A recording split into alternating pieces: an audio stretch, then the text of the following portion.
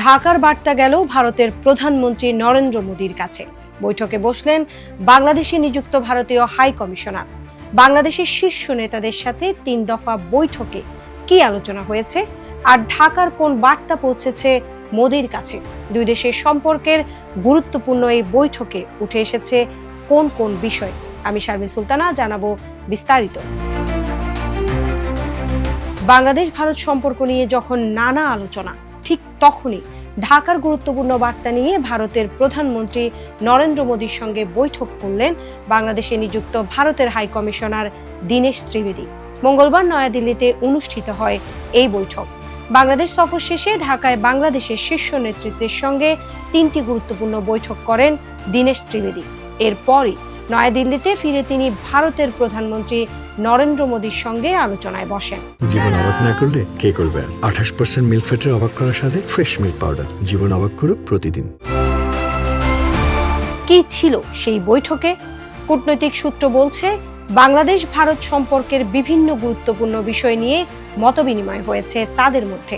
বিশেষ গুরুত্ব পেয়েছে দুই দেশের পারস্পরিক স্বার্থ সংশ্লিষ্ট বিষয়। একই সঙ্গে জনকেন্দ্রিক দৃষ্টিভঙ্গিতে দ্বিপক্ষীয় সম্পর্ক আরও শক্তিশালী করার উপায় নিয়েও আলোচনা হয়েছে। ঢাকায় দীনেশ ত্রিবেদীর বৈঠকের মধ্যেও এইসব বিষয় উঠে আসে। বাংলাদেশের স্বরাষ্ট্রমন্ত্রী সালাউদ্দিন আহমেদের সঙ্গে বৈঠকে বিশেষভাবে গুরুত্ব পায় নিরাপত্তা সহযোগিতা এবং দুই দেশের সম্পর্ক আরও শক্তিশালী করার বিষয়। সেখানে দীনেশ ত্রিবেদী জানান, পারস্পরিক স্বার্থ, সুবিধা ও সংবেদনশীলতার বিষয়গুলো বিবেচনায় রেখে সব ক্ষেত্রে জনকেন্দ্রিক সহযোগিতা আরও বাড়াতে আগ্রহী ভারত। অর্থাৎ ঢাকায় বাংলাদেশের নেতৃত্বের সঙ্গে যে আলোচনা হয়েছে তার গুরুত্বপূর্ণ বিষয়গুলো দিল্লির নীতি নির্ধারকদের কাছে পৌঁছে দেওয়ার ক্ষেত্রে মোদীর সঙ্গে এই বৈঠকটি ছিল গুরুত্বপূর্ণ।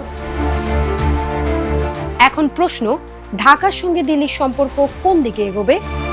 নিরাপত্তা সহযোগিতা, পারস্পরিক স্বার্থ এবং জনগণ কেন্দ্রিক সম্পর্ক, এই 3টি বিষয় সামনে রেখে দুই দেশ কি ধরনের নতুন উদ্যোগ নেয় সেটিই এখন দেখার বিষয়।